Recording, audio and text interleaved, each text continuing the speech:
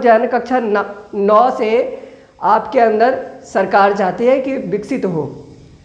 अब आज की अगर बात करें तो आज हम लोग शुरू कर रहे हैं भूगोल का अध्याय 1, भारत, आकार और स्थिति। जब भारत की हम लोग बात करते हैं तो भारत को और भी नामों से हम जानते हैं, जैसे कि इंडिया,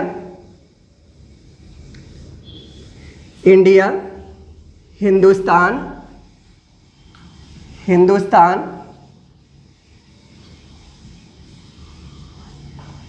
उसके बाद अगर बात करें तो भारत तो हमने लिख ही दिया है। भारतवर्ष भी इसको कहते हैं। भारतवर्ष क्यों कहते हैं? क्योंकि भारतों का संतान। यहाँ पे मानचित्र में आप देखिए तो ये देखिए यहाँ पे है, यह सिंधु की सहायक नदियाँ हैं, यह सिंधु है, इंडस रिवर है, यह सिंधु नदी है। और सिंधु नदी के इधर वाला जो क्षेत्र था तो इसको कहते थे, वो हिंदू के बजाय इंदु कहते थे और उसी के आधार पे इंडिया बना। और ये भूमि जो शकुंतला और दुष्यंत के पुत्र थे भरत, उनके संतानों के रूप में जाना जाता है, तो इसलिए इसको भारतवर्ष भी हम कहते हैं। और अगर बात करें तो इसको हम लोग जानते हैं और जम्बू द्वीप के नाम से, जम्बू द्वीप और आर्यावर्त यानी कि श्रेष्ठ या कुलीन लोगों को आर्य कहा जाता था, तो उनके रहने के स्थान होने के कारण इसको आर्यावर्त भी कहा जाता है। यानी कि भारत एक ऐसा देश है जहाँ पे श्रेष्ठ लोग रहते थे। भारत को विश्व गुरु भी कहा जाता था और अभी भी कई मायनों में भारत विश्व गुरु ही है। ये अलग बात है कि हम लोग जो है ना अपने ईगो को सेटिस्फाई करने के लिए भारत को विश्व गुरु मानने से इनकार कर रहे हैं, यानी कि विश्व के तमाम देश, लेकिन भारत अभी भी विश्व गुरु है कई मामलों में। अब आगे की अगर हम लोग बात करें तो इसका जैसे कि टाइटल है इस अध्याय का, भारत, आकार और स्थिति। तो भारत के आकार की जब बात करते हैं हम, तो भारत के आकार से पहले हम लोग जानते हैं कि अभी हमारे देश को आज़ाद हुए लगभग 72 वर्ष हो चुका है, 72 वर्ष से अधिक हो चुका है। और इन 72 वर्षों में हमने अलग अलग भागों में विकास किया है, जैसे कि कृषि यानी खेतीबाड़ी में भी हमने विकास किया है, टेक्नोलॉजी में भी हमने विकास किया है,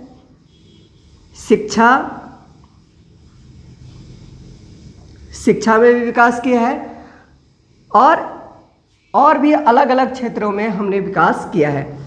तो और भी जो है ना हम इसको कह सकते हैं कि भारत की जब बात आती है तो भारत एक कह सकते हो कि मिश्रित सभ्यताओं का देश है। और यहाँ की जो संस्कृति है, यहाँ की सभ्यता है, भारत के सभ्यता की अगर बात करें तो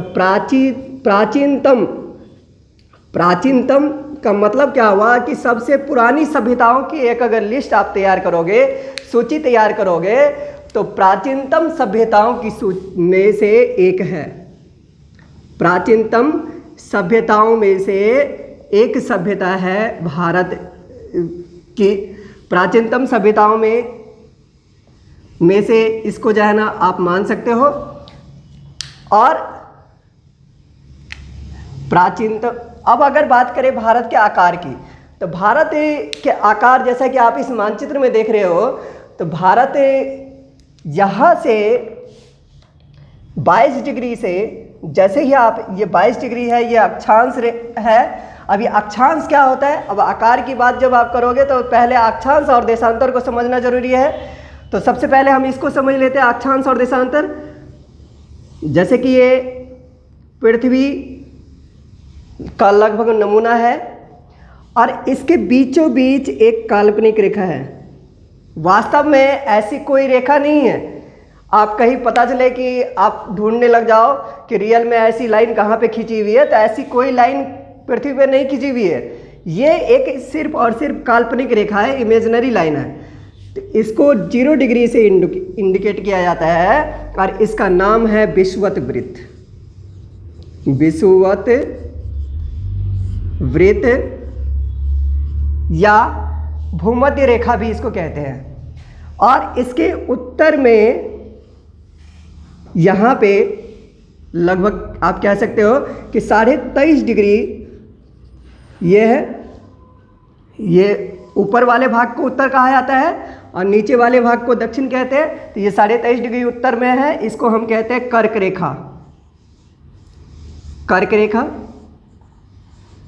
और ठीक 23.5 डिग्री नीचे भी यानी कि दक्षिण में भी एक रेखा है 23.5 डिग्री दक्षिण, इसको हम कहते हैं मकर रेखा। और इसके बाद अगर बात करें तो यहाँ पे है आर्क, ये है 66.5 डिग्री उत्तर, 66.5 डिग्री उत्तर। और यहाँ पे ये है उत्तरी ध्रुव 90 डिग्री, इसको उत्तरी ध्रुव कहते हैं। और यहाँ पे है 90 डिग्री दक्षिण, इसको दक्षिणी ध्रुव कहते हैं। और यहाँ पे यह आर्कटिक वृत्त है 66.5 डिग्री उत्तर में, और 66.5 डिग्री दक्षिण में ये है आपका अंटार्कटिक वृत्त। और इसी के पास जो है ना आपका अंटार्कटिक महासागर भी है। और उसके बाद अगर बात करें यहाँ पे तो ये वाला जो एरिया है, ये वाला एरिया, इसको हम कहते हैं शीतोष्ण क्षेत्र कहते हैं। और ये जो है ना उष्ण कटिबंध है। उष्ण कटिबंध मतलब यहाँ पे बहुत ही ज़्यादा गर्मी पड़ती है। क्यों गर्मी पड़ती है? क्योंकि यहाँ पे सूर्य की किरणें डायरेक्ट आती है। तो सूर्य की किरणें जब डायरेक्ट आती है, गर्मी होती है, तो यहाँ पे ये वाला जो एरिया है। अब यहाँ पे ये देखिए, ये जो विषुवत वृत्त है, सॉरी यहाँ पे एक मिस्टेक हो गया, ये है आपका शीतोष्ण एरिया, ये है उपोष्ण एरिया, और ये है शीतोष्ण कटिबंध। नीचे भी है शीतोष्ण कटिबंध, क्योंकि यहाँ पे ना तो ज़्यादा गर्मी है ना ही ज़्यादा ठंडी है। यानी कि यहाँ से जैसे जैसे आप नीचे जाएंगे ठंड बढ़ती जाएगी, और यहाँ से जैसे जैसे आप ऊपर जाएंगे यहाँ पे भी ठंड बढ़ती जाएगी। अब ये जो 0 डिग्री है, 0 डिग्री से इधर वाले एरिया को कहा जाता है उत्तरी गोलार्ध। उत्तरी गोलार्ध। और उत्तरी गोलार्ध, गोलार्ध मतलब गोला का आधा हिस्सा, उत्तर के गोला का आधा हिस्सा। और नीचे वाले को आप क्या कहते हैं? बिल्कुल सही आपने समझा कि इसको हम कहेंगे दक्षिणी गोलार्ध। दक्षिणी गोलार्ध यानी कि पृथ्वी का दक्षिणी हिस्सा। अब एक और लाइन इसमें इमेजिनरी है, जो कि ये कैसी लाइनें हैं? ये पश्चिम से पूरब की तरफ खींची गई है, इमेजिनरी लाइन है। और एक ऐसी भी लाइन है जो कि उत्तर से दक्षिण की तरफ खींची गई है। तो उत्तर से दक्षिण की तरफ जो खींची गई है, इसको कहा जाता है देशांतर रेखा। देशांतर रेखा। और ये जो आपका पश्चिम से पूरब की तरफ खींची गई है, इसको हम कहते हैं अक्षांश रेखा। अक्षांश रेखा कहते हैं। और किसी भी स्थल की जो एग्जैक्ट लोकेशन है, एग्जैक्ट स्थिति है, वो जहाँ पे अक्षांश और देशांतर आपस में कटती है, उसी को इंडिकेट किया जाता है एग्जैक्ट लोकेशन के तौर पे। तो उम्मीद है कि आपको ये बातें समझ में आ गई होंगी। अब आगे हम लोग देखते हैं। तो भारत की स्थिति की अगर बात करेंगे तो भारत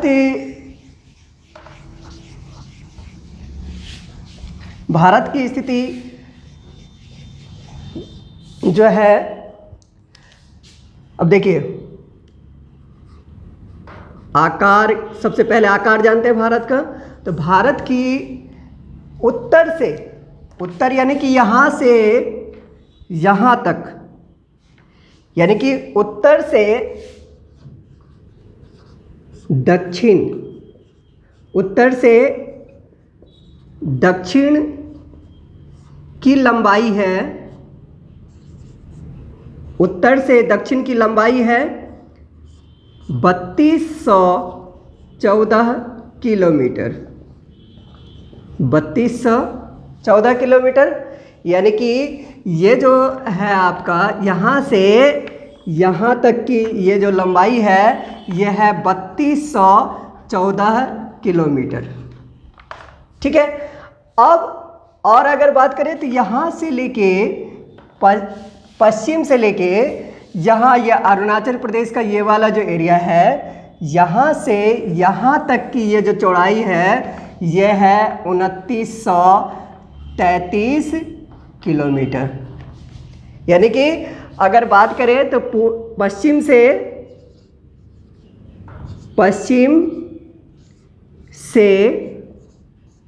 पूर्व चौड़ाई की अगर बात करें तो पश्चिम से पूर्व चौड़ाई जो है वो है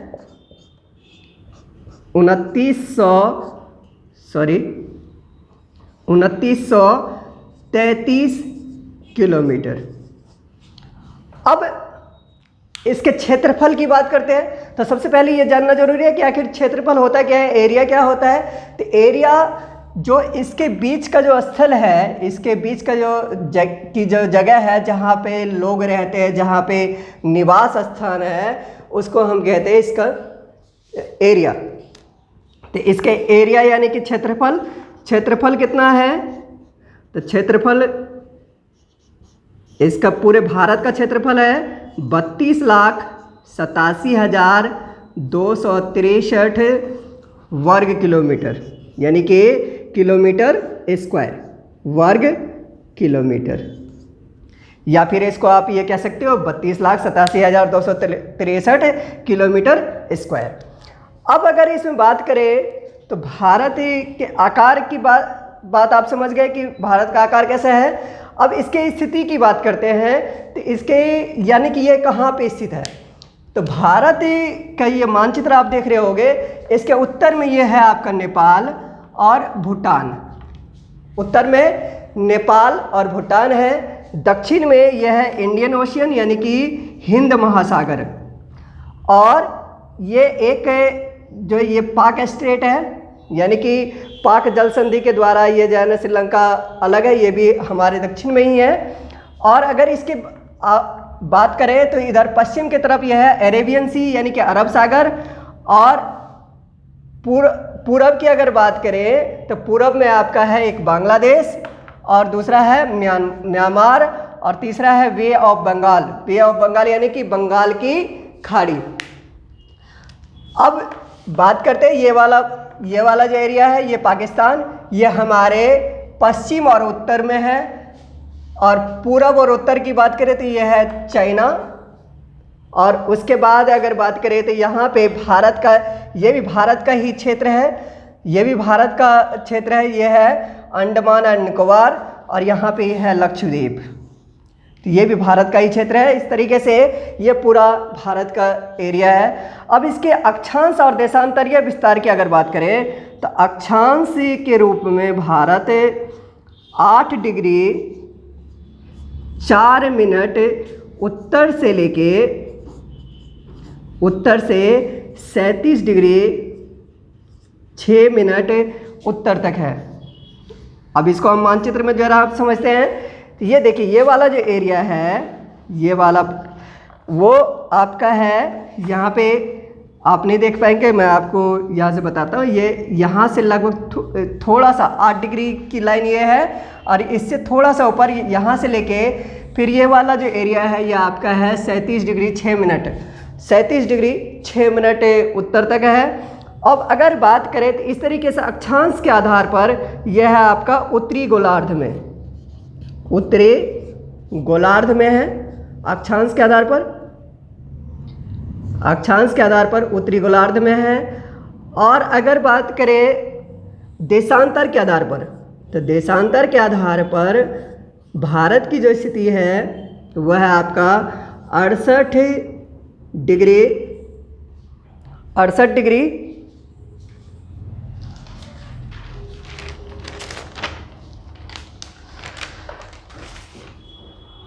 डिग्री 7 मिनट पूर्व से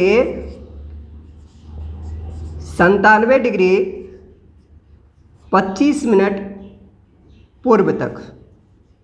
तो इस तरीके से आप ये कह सकते हो कि उत्तरी गोलार्ध में अक्षांश के अनुसार उत्तरी गोलार्ध में है भारत, और देशांतर के अनुसार ये पूर्वी गोलार्ध में भारत है, पूर्वी गोलार्ध। अब बात करते हैं भारत के तट रेखा की।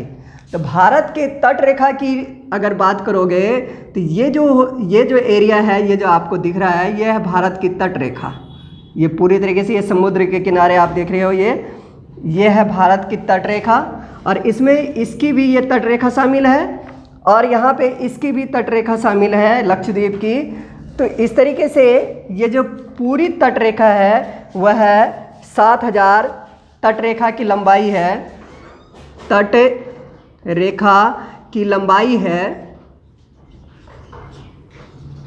तट रेखा की लंबाई है 7516.6 किलोमीटर। और अगर बात करें कि भारत के स्थलीय सीमा, यानी कि स्थलीय सीमा का मतलब क्या हुआ कि ये वाला एरिया जो हमारा किसी न किसी देश के साथ लगता है, तो ये वाला जो पूरा एरिया है, ये पूरा, उसके बाद ये वाला जो पूरा एरिया है, ये स्थलीय सीमा की बात करते हैं। तो स्थलीय सीमा है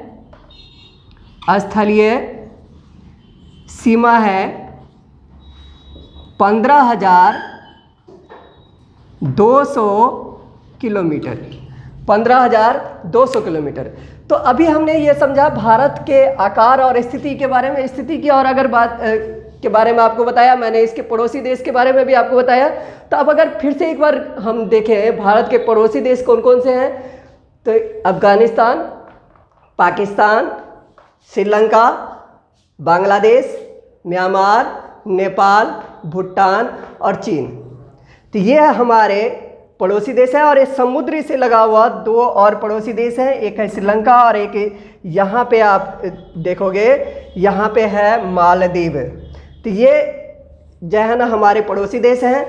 और अभी के लिए हम इतना ही रखेंगे इसको, और आगे की क्लास में हम जानेंगे इससे आगे की बात। और आप जो है ना निश्चित तौर पे मुझे उम्मीद है कि आप इसका नोट्स बनाएंगे। अभी के लिए फ़िलहाल इतना ही, बाय बाय।